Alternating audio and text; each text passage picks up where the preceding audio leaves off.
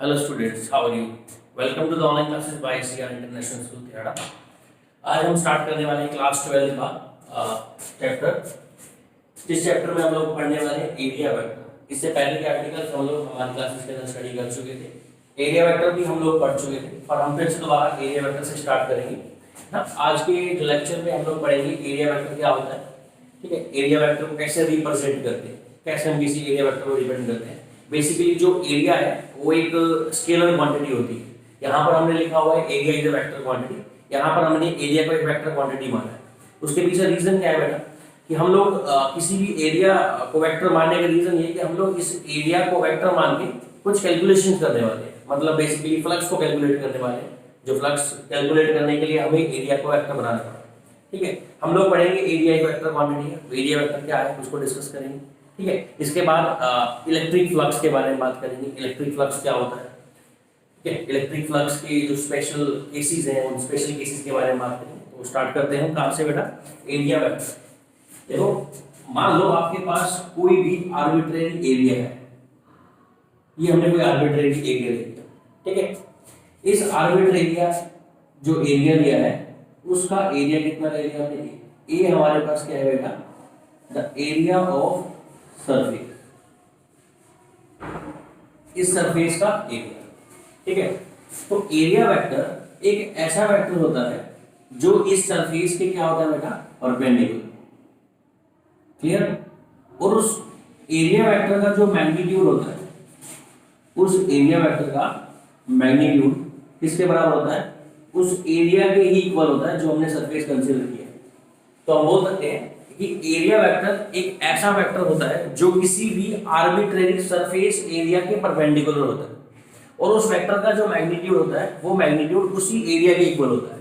For example से हम समझिए, मान लो हमारे पास सपोज करो कोई भी ये डस्टर है फॉर एग्जांपल, इस डस्टर का यहाँ पर या कुछ एरिया है, तो इसका हमें एक एरिया वेक्टर ड्रॉ करना है। तो हम इसके परपेंडिकुलर एक एरिया ड्रॉ करेंगे, एक वेक्टर ड्रॉ करेंगे। इस वेक्टर का जो मैग्नीट्यूड होगा, इस परपेंडिकुलर वेक्टर का जो मैग्नीट्यूड होगा वो जो इसके नीचे एरिया है उसके एरिया के एग्जैक्टली इक्वल होगा।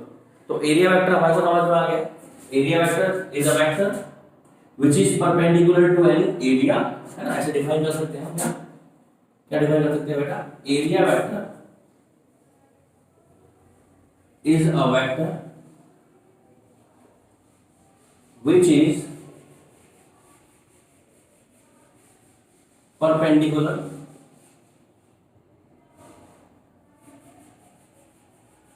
to any surface area, किसी भी सरफेस एरिया के परपेंडिकुलर होगा, एंड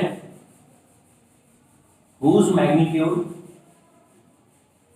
जिसका मैग्नीट्यूड किसके इक्वल होगा बेटा, is equals to the area of that surface, area of that surface, जिसका मैग्नीट्यूड उस सरफेस के एरिया के इक्वल होगा। अब बात आती है कि कैसे हम किसी एरिया वेक्टर को रिप्रेजेंट करते हैं। ऑब्वियसली बात है, एरिया एक वेक्टर क्वांटिटी हमने बना लिया, तो अब इसको रिप्रेजेंट कैसे किया जाएगा। एरिया वेक्टर को रिप्रेजेंट करने के लिए एरिया वेक्टर जो होता है ए, उसके ऊपर ए कैप लगा देते हैं, जो किसके इक्वल होगा बेटा, n cap multiply by a.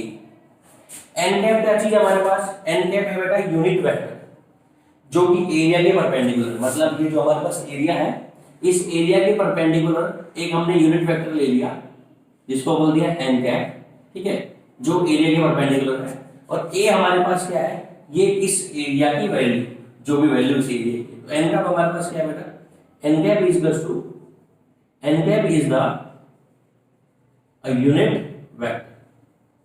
N cap हमारे पास क्या है बेटा, यूनिट वेक्टर। मतलब हम सिंपली बोल सकते हैं किसी भी एरिया वेक्टर को रिप्रेजेंट करने का तरीका क्या है, उस वेक्टर को या उस एरिया को एन कैप से मल्टीप्लाई कर दो। एन कैप मतलब हमारे पास यूनिट वेक्टर। जैसे ही हम उस एरिया को एन कैप से मल्टीप्लाई करेंगे हमारे पास क्या आ जाएगा, एरिया वेक्टर। जैसे हम लोगों ने पढ़ा हुआ है, अगर हम एन कैप की वैल्यू ऐसे निकालें तो एन कैप जो आता है हमारे पास वेक्टर ए डिवाइडेड बाय इस मैग्नीट्यूड। 11th क्लास में आपने पढ़ा होगा, कि किसी भी वेक्टर को उसके मैग्नीट्यूड से डिवाइड कर दें तो हमारे पास एरिया क्या आता है, यूनिट वेक्टर। ऐसे हमने उस वेक्टर को ऐसे कैलकुलेट कर दिया, उसके मैग्नीट्यूड को उससे मल्टीप्लाई कर दिया। तो एरिया वेक्टर रिप्रेजेंट करने का तरीका क्या है, एन कैप जो कि यूनिट वेक्टर है, उस यूनिट वेक्टर को मल्टीप्लाई कर दोगे उसके एरिया से, यूनिट वेक्टर को मल्टीप्लाई कर दोगे एरिया से, तो हमारे पास क्या मिल जाएगा बेटा, हमारे पास मिल जाएगा एरिया वेक्टर। ठीक है, तो ये हमारे पास आर्टिकल कंप्लीट होता है एरिया वेक्टर। इसके बाद जो सेकंड आर्टिकल है, जो हमारा मेन आर्टिकल है, उस आर्टिकल का नाम है बेटा इलेक्ट्रिक फ्लक्स। Electric flux. अब इलेक्ट्रिक फ्लक्स क्या होता है उसको समझेंगे, और इलेक्ट्रिक फ्लक्स को डिनोट करते हैं बेटा फाई से। किससे डिनोट करते हैं, फाई से।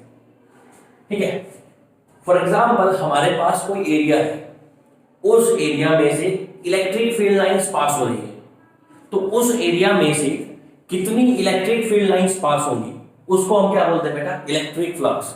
इलेक्ट्रिक फ्लक्स होता क्या है, फॉर एग्जांपल मान लो बेटा हमने कोई एरिया ले लिया, ठीक, इस एरिया में से मान लो इलेक्ट्रिक फील्ड लाइंस आपकी बाहर जा रही है, तो कितने number of electric field lines इस एरिया में से पास आउट होंगी, वो होता है हमारा इलेक्ट्रिक फ्लक्स, या हम बोल सकते हैं इलेक्ट्रिक फ्लक्स का फिजिकल सिग्निफिकेंस।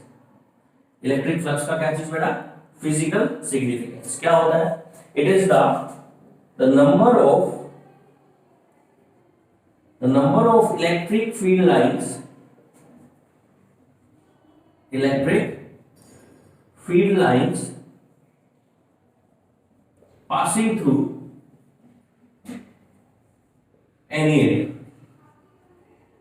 हमारे पास कोई भी एरिया हो, उस एरिया में से कितनी इलेक्ट्रिक फील्ड लाइंस पास हो रही है, उस इलेक्ट्रिक फील्ड लाइंस को हम लोग क्या बोलेंगे, इलेक्ट्रिक फ्लक्स। ठीक है, मान लो अगर इलेक्ट्रिक फील्ड लाइंस पास नहीं हो रही तो हम बोल सकते हैं कि इलेक्ट्रिक फ्लक्स की वैल्यू जीरो है। फॉर एग्जांपल ये हमारे पास कोई सरफेस एरिया है, यहाँ से मैंने इलेक्ट्रिक फील्ड लाइन को अप्लाई करी, इस एरिया में से इलेक्ट्रिक फील्ड लाइंस पास हो रही है, जितनी इलेक्ट्रिक फील्ड लाइन इस एरिया में से पास होगी उसको हम इलेक्ट्रिक फ्लक्स बोल रहे हैं। फॉर एग्जांपल अगर हम इस सरफेस पे टर्न कर दें और इलेक्ट्रिक फील्ड लाइंस पे ऐसे पास कर दें, तो इसमें से कोई इलेक्ट्रिक फील्ड लाइंस पास नहीं होगी इस एरिया के अंदर से, तो फ्लक्स की वैल्यू कितनी हो जाएगी, जीरो। मतलब बेसिकली इलेक्ट्रिक फ्लक्स है क्या, इलेक्ट्रिक फ्लक्स एक टाइप से इलेक्ट्रिक फील्ड लाइन किस एरिया को कितना क्रॉस करती है उसको कैलकुलेट करने का तरीका है। फिजिकल सिग्निफिकेंस मैं आपको बता चुका हूं, ये जो इलेक्ट्रिक फ्लक्स है ये इसका फिजिकल सिग्निफिकेंस। फिजिकल सिग्निफिकेंस मतलब कि किसी भी एरिया में से कितनी इलेक्ट्रिक फील्ड लाइंस पास हो रही है। ठीक है, अब देखो एरिया इलेक्ट्रिक फ्लक्स को समझने के लिए हमने एक मैथमेटिकल फॉर्म और बनाई, क्यों बोलते हैं mathematical form of electric flux. वो क्या होती है वो देखो बेटा, मैथमेटिकल फॉर्म की अगर हम बात करें तो वो एरिया वेक्टर को लेकर है, क्योंकि हमने अभी आपको एरिया वेक्टर बनाया, मैंने बताया कि एरिया एक वेक्टर क्वांटिटी है। वेक्टर क्वांटिटी क्यों है, क्योंकि यहाँ पर हमें फ्लक्स कैलकुलेट करना है। तो अब हम इलेक्ट्रिक फ्लक्स की मैथमेटिकल डेफिनेशन समझते हैं।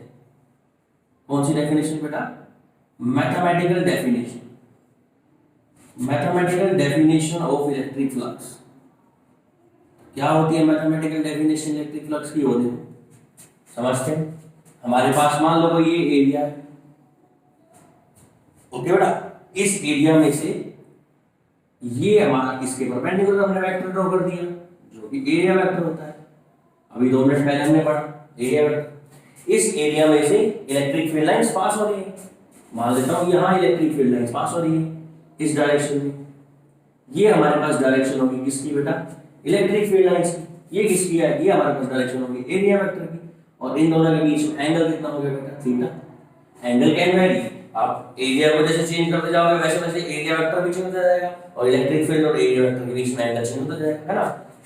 तो जो मैथमेटिकल डेफिनेशन है इसकी इलेक्ट्रिक फ्लक्स की, वो क्या है, इलेक्ट्रिक फ्लक्स बेसिकली क्या होता है बेटा, electric flux is equals to, वो होता है इलेक्ट्रिक फील्ड का और एरिया वेक्टर का डॉट प्रोडक्ट। क्या चीज होती है बेटा, इलेक्ट्रिक फील्ड का और एरिया वेक्टर का डॉट प्रोडक्ट। हम बोल सकते हैं the electric flux, electric flux is the dot product, is the dot product of किस किसका होगा बेटा, इलेक्ट्रिक फ्लक्स, एक तो इलेक्ट्रिक फील्ड लाइंस का या इलेक्ट्रिक फील्ड का, दूसरा क्या है हमारे पास area vector of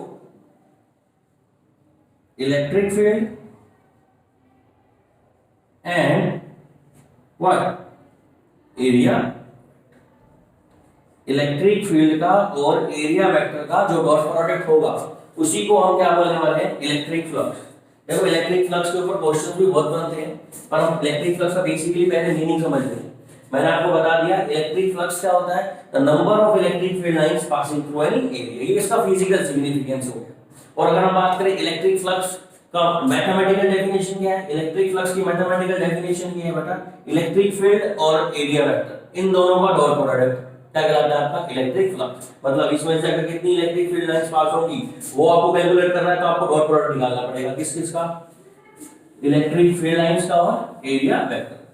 as you know that हमें पता है डॉट प्रोडक्ट कैसे ओपन करते हैं, हम चाहे तो डॉट प्रोडक्ट ओपन भी कर सकते हैं बेटा।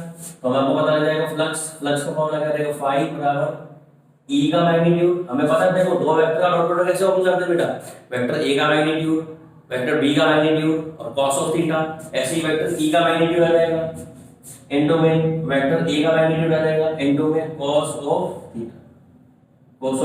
ये हमारे पास क्या हो गया बेटा, इलेक्ट्रिक फ्लक्स का फॉर्मूला।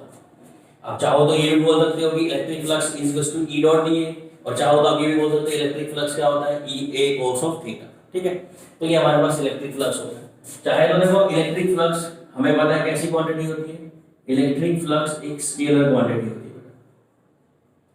स्केलर क्वांटिटी क्यों होती है इलेक्ट्रिक फ्लक्स, क्योंकि किसी भी दो वेक्टर का डॉट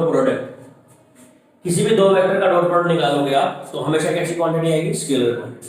ऐसे ही हमारा जो इलेक्ट्रिक फ्लक्स है, इलेक्ट्रिक फ्लक्स भी एक ऐसी क्वांटिटी है, स्केलर क्वांटिटी। ठीक है, दूसरा इलेक्ट्रिक फ्लक्स की अगर हम बात करें यूनिट की, तो समझ सकते हैं यूनिट क्या होगी बेटा, यूनिट भी समझ सकते हैं हम इसी फॉर्मूले से।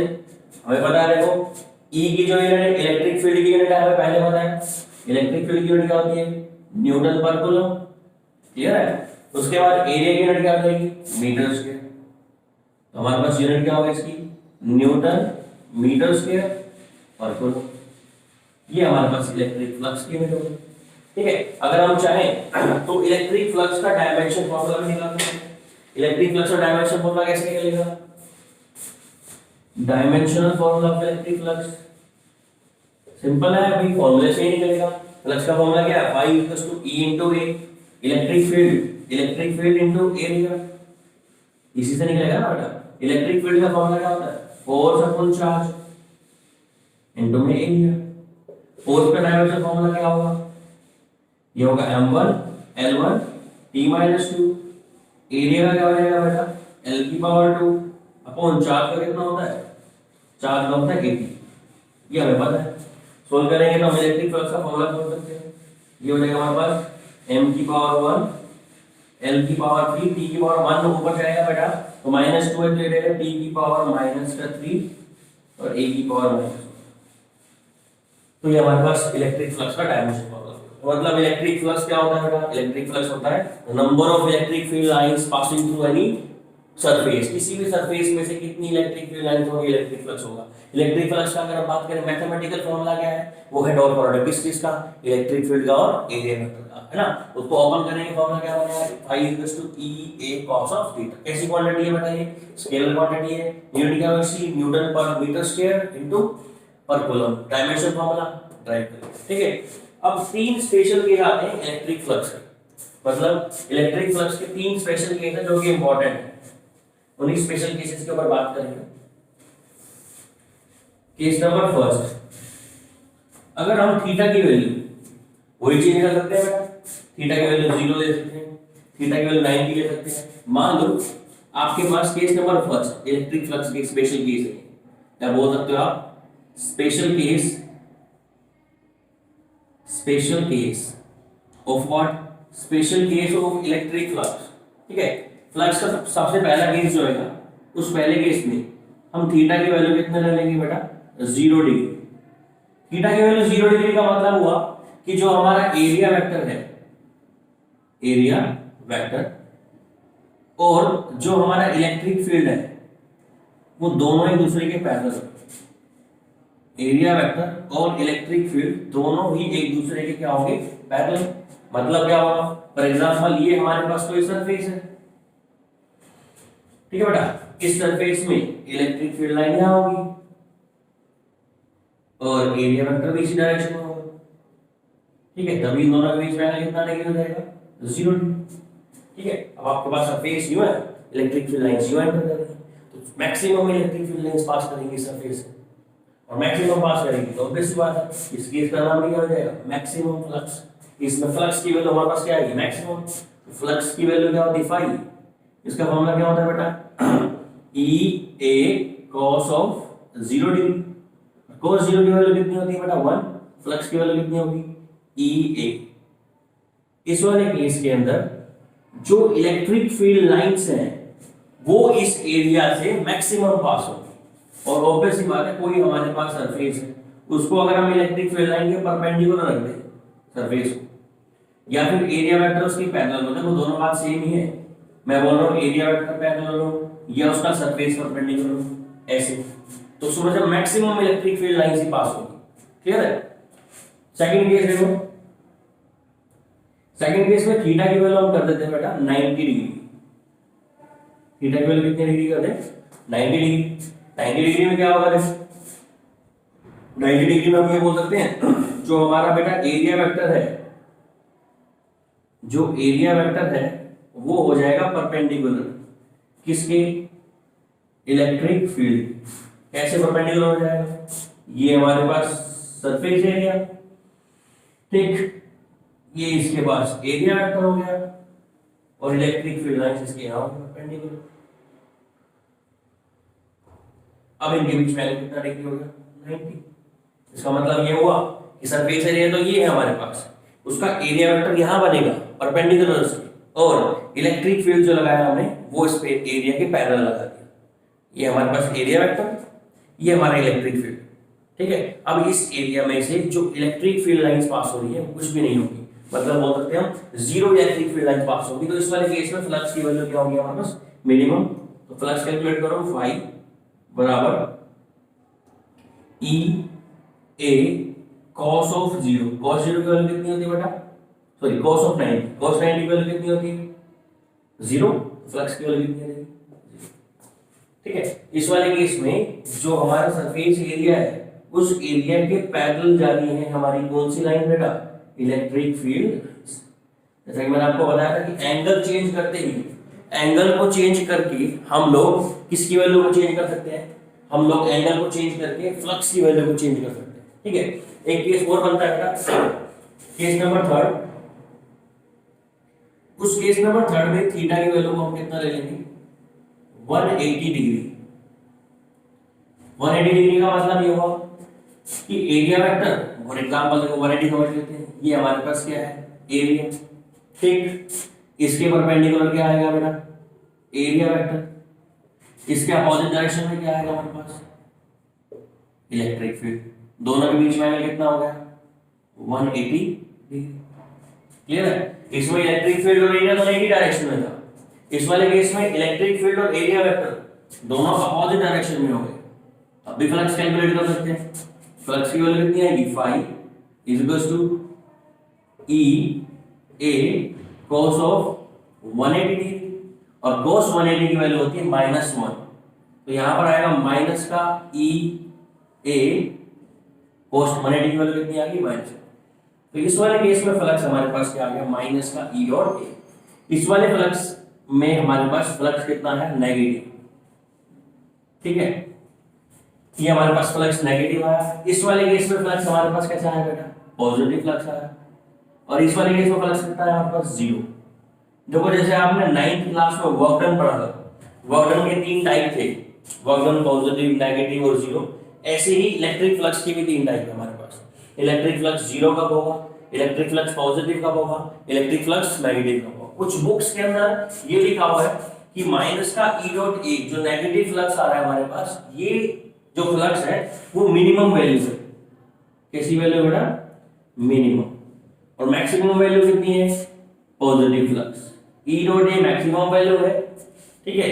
और माइनस का ई डॉट ए जो आया है वो उसकी कैसी वैल्यू, मिनिमम वैल्यू। तो ये हमारे पास था फ्लक्स, जिसको हम आपको मैथमेटिकली और फिजिकली सिग्निफिकेंस के साथ बता चुके हैं। अब देखो कुछ अलग अलग टाइप के फ्लक्स के नोटिफिकेशन है। जैसे मान लो सरफेस एरिया आपको गिवन है, उस सरफेस एरिया की वैल्यू स्मॉल है, पहला पॉइंट। दूसरा पॉइंट, सरफेस एरिया आपको गिवन है, उस सरफेस एरिया की जो वैल्यू है वो आप कैलकुलेट नहीं कर सकते। देखो मैं जो पॉइंट बता रहा हूं सारे काम के। तीसरा, जो सरफेस एरिया आपको गिवन है वो सरफेस एरिया आपका क्लोज है, ठीक है, ओपन है, क्लोज है। फॉर एग्जांपल देखो समझते हैं पहला केस मान लो मैंने ये कोई स्क्वायर ले लिया, इस स्क्वायर का एरिया मुझे पता है, ऑब्वियस सी बात है, स्क्वायर का एरिया क्या होता है, लेंथ इंटू ब्रेड्थ या फिर ए का स्क्वायर, साइड का स्क्वायर। इस स्क्वायर में से क्या पास हो रही है, इलेक्ट्रिक फील्ड लाइंस। इस स्क्वायर में से इलेक्ट्रिक फील्ड लाइंस पास हो रही है, तो ऑब्वियस सी बात है फ्लक्स का फॉर्मूला हमें पता ही है। फ्लक्स का फॉर्मूला क्या होता है, फाई बराबर ई डॉट ए। हम ई की वैल्यू को भी जानते हैं, ए की वैल्यू भी हमें पता है। यहां से देखो जो ए है हमारे पास इस स्क्वायर का, वो नॉन है, उसकी वैल्यू कैलकुलेट करने की जरूरत नहीं, सिंपली कैलकुलेट कर सकते हैं। तो फ्लक्स के लिए डायरेक्ट ये फॉर्मूला यूज कर लेंगे। पर ऐसा हो जाए कि मान लो आपका सरफेस कुछ ऐसे आर्बिट्रेरी टाइप का हो जाए, इस टाइप का हो जाए, जिसमें हम इसका फ्लक्स जानते नहीं, मतलब इसका एरिया नहीं जानते कि कितना एरिया होगा। इसमें से इलेक्ट्रिक फील्ड लाइन पास हो रही है, मान लो ये इलेक्ट्रिक फील्ड लाइन जैसे पास हो रही है, ये हमारे पास इलेक्ट्रिक फील्ड लाइन जो पास हो रही है, उस इलेक्ट्रिक फील्ड लाइंस को हमने बोल दिया कितना बेटा, ई। ठीक, ये हमारे पास यहां हम एक छोटा सा स्मॉल एरिया लेंगे, उस स्मॉल एरिया का वेक्टर ड्रॉ करेंगे, उस स्मॉल एरिया को ए ना बोलकर कितना बोलेंगे बेटा, डी ए। ठीक है, मतलब क्या कर रहा हूं मैं, एक ऐसा हमने एरिया ले लिया जिस एरिया की वैल्यू हमको नहीं पता और उससे हमें फ्लक्स निकालना है। ठीक, तो हम उस एरिया के अंदर एक छोटा सा एरिया कंसीडर करेंगे, जिसको हम क्या बोल रहे हैं, स्मॉल एरिया डी ए। ठीक, उसमें से इलेक्ट्रिक फील्ड पास हो रहा है कितना, ई, और दोनों के बीच में एंगल कितना डिग्री है, थीटा। तो हम लोग करेंगे क्या, पहले इस स्मॉल एरिया से फ्लक्स को कैलकुलेट कर लेंगे। जैसे ही स्मॉल एरिया से फ्लक्स कैलकुलेट हो जाएगा, उसके बाद पूरे एरिया से फ्लक्स कैलकुलेट करने के लिए हम किस टर्म का यूज करेंगे, इंटीग्रेशन का। किसका यूज करेंगे बेटा, इंटीग्रेशन। देखो तो अब इस स्मॉल एरिया से फ्लक्स कैलकुलेट करते हैं। The flux through small area, ठीक है, और फ्लक्स को डिनोट करते हैं फाई से। स्मॉल एरिया से जो फ्लक्स है उसको डिनोट करेंगे किससे बेटा, डी फाई से। तो डी फाई की वैल्यू कितनी रहेगी हमारे पास, वही होगा बेटा इलेक्ट्रिक फील्ड और area vector. Area vector A नहीं होगा, कितना होगा, डी। तो इसको लिखेंगे ई डॉट डी। ये हमारे पास स्मॉल फ्लक्स हो गया, और हमको चाहिए इस पूरे सरफेस में से क्या निकालें, इलेक्ट्रिक फ्लक्स। अगर पूरे सरफेस से इलेक्ट्रिक फ्लक्स निकालना, क्या करेगा, इस इक्वेशन का क्या करना पड़ेगा, इंटीग्रेशन। जब आप इस इक्वेशन का इंटीग्रेशन करोगे तो डी हो जाएगा हमारे पास डी फाई बराबर integration E dot D A. जब इसको इंटीग्रेट करोगे तो बेटा आपके पास फ्लक्स डी फाई की जगह पे क्या आ जाएगा, फाई। और ये फाई क्या है, ये फाई आया है इस पूरे सरफेस से फ्लक्स, कितना फ्लक्स पास होगा, इसमें से कितनी इलेक्ट्रिक फील्ड लाइंस पास होगी। फाई की वैल्यू क्या होगी, फाई बराबर होगा integration E dot D A. ठीक है बेटा, इसको कैसे मैथमेटिकली कैसे रीड करते हैं वो देखो। हमारे पास फ्लक्स की वैल्यू होगी फाई, उसकी वैल्यू होगी बेटा कितनी है, ई डॉट डी ए। ये हमारे पास फ्लक्स की वैल्यू होगी इंटीग्रेशन। इसको रीड कैसे करेंगे मैथमेटिकली, इसको बोलेंगे डीए का मतलब है सरफेस, ठीक है, integration of electric field lines.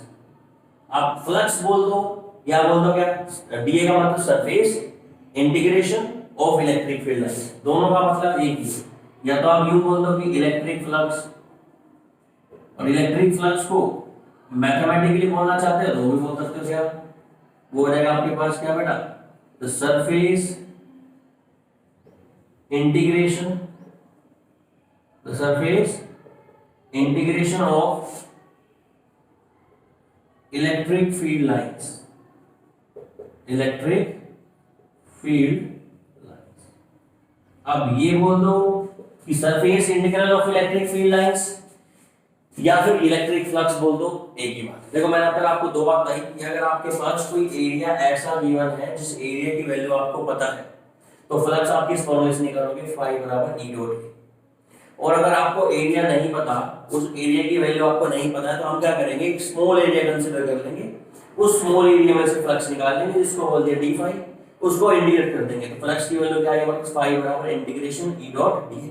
ठीक है, अब इंटीग्रेशन ई डॉट डी इसको कैसे रीड करा हमने, इसी फ्लक्स को सरफेस, डी का मतलब सरफेस, उसके बाद क्या है integration of what, electric field. ठीक है, अब इसके बाद एक केस और बनता है जो कि आगे देखो मैं ये किस लिए करा रहा हूं बेटा, ये सारे आगे आपके यूज होने वाले हैं, surface integration of electric field lines या सरफेस इंटीग्रल भी बोल देते हैं कई बार, सरफेस इंटीग्रेशन नाम होता क्या बोल देते हैं, सरफेस इंटीग्रल। एक केस और बचा है जिस केस के अंदर होगा क्या, देखो मैं आपको सिचुएशन देता हूं जिस सिचुएशन के अंदर इलेक्ट्रिक फ्लक्स होगा वहां पर। ठीक है, सिचुएशन कैसे होगी देखो ध्यान से, मान लो आपके पास कोई सरफेस है, कोई स्फीयर है, स्फीयर का मतलब एक स्फेरिकल बॉडी जो अंदर से ओपन है, या एक स्फेरिकल बॉल है, या एक बैलून है, ये हमने ले लिया बैलून।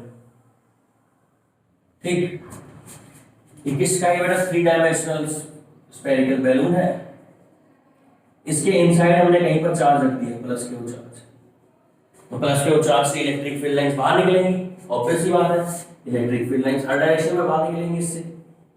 तो इस पूरे स्फीयर में से कितनी इलेक्ट्रिक फील्ड लाइंस पास होंगी, तो फ्लक्स हो जाएगा, और वही फ्लक्स क्या है कैलकुलेट करना है, उसको कैसे लिखेंगे, देखो वही है, हम इस स्फीयर पे एक स्मॉल एरिया कंसीडर करेंगे, यहां पर एक स्मॉल एरिया ले लिया हमने। ठीक है, इस स्मॉल एरिया की वैल्यू कितनी होगी हमारे पास बेटा, डी ए हमारे पास क्या हो गया, स्मॉल एरिया, और इसी पर क्या निकालेंगे, इलेक्ट्रिक फील्ड, इलेक्ट्रिक फील्ड भी इसी डायरेक्शन में होगा। ठीक, स्मॉल फ्लक्स निकालेंगे, तो स्मॉल फ्लक्स कितना आएगा, तो वो जैसे पिछले वाले आर्टिकल में गया था, एक आर्बिट्रेरी एरिया था, उस आर्बिट्रेरी एरिया में से फ्लक्स निकाला तो हमने स्मॉल एरिया ले लिया। अब ये हमारे पास कैसे सरफेस आ गए, क्लोज सरफेस आ गए, क्लोज सरफेस में कैसे निकालेंगे, एक स्मॉल एरिया ले लिया, इसको बोलते हैं डी, इलेक्ट्रिक फील्ड कितना है ई, तो स्मॉल फ्लक्स कितना आएगा उस एरिया से, तो स्मॉल फ्लक्स इसको बोलेंगे डी फाई, और डी फाई की वैल्यू क्या हो जाएगी, ये हो जाएगी बेटा किसके साथ प्रोडक्ट, इलेक्ट्रिक फील्ड का और एरिया वेक्टर का प्रोडक्ट।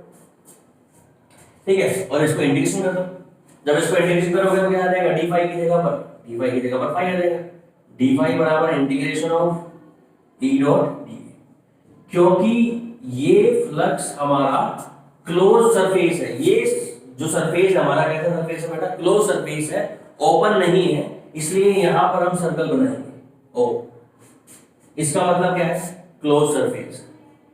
बात वही है, तो फ्लक्स का फॉर्मूला क्या देगा, फ्लक्स का फॉर्मूला देगा फाई बराबर इंटीग्रेशन ई डॉट डी, इंटीग्रेशन ई डॉट डी। इसको कैसे रीड करेंगे, the surface integral of electric field lines. अब सरफेस से पहले एक वर्ड और जोड़ेंगे, क्लोज, क्योंकि हमारा सरफेस ओपन नहीं, कैसा सरफेस है, क्लोज सरफेस है, तो बोलेंगे the close surface integration of electric field lines, उसी को फ्लक्स बोलते हैं।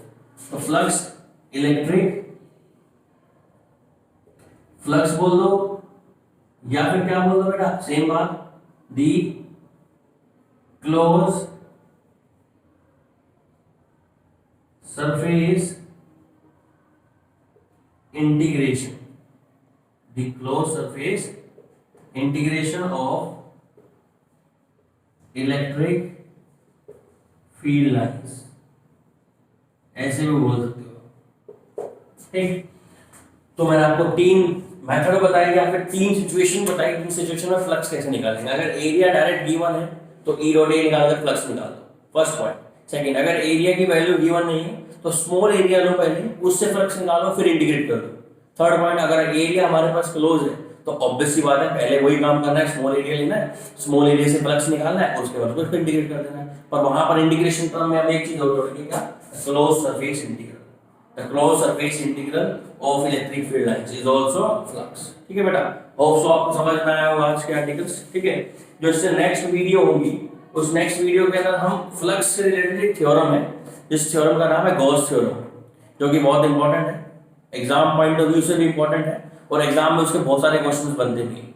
तो हम समझेंगे कि गॉस थ्योरम क्या बोलती है, गॉस थ्योरम की क्या एप्लीकेशंस हैं, ठीक है, कैसे उसके ऊपर न्यूमेरिकल्स आते हैं, उन पे डिस्कस करेंगे, ठीक है। और आपका ये टास्क है कि अभी तक जितने भी मैंने आपको आर्टिकल पढ़ाए, ठीक है, इलेक्ट्रिक फ्लक्स से रिलेटेड, इस क्लोज इंटीग्रेशन से रिलेटेड, इस ओपन सरफेस इंटीग्रेशन से रिलेटेड जो भी डाउट हो आप मुझे व्हाट्सएप पर या फिर क्या कहते हैं वीडियो में कमेंट करके भेज सकते हैं, ठीक है बेटा।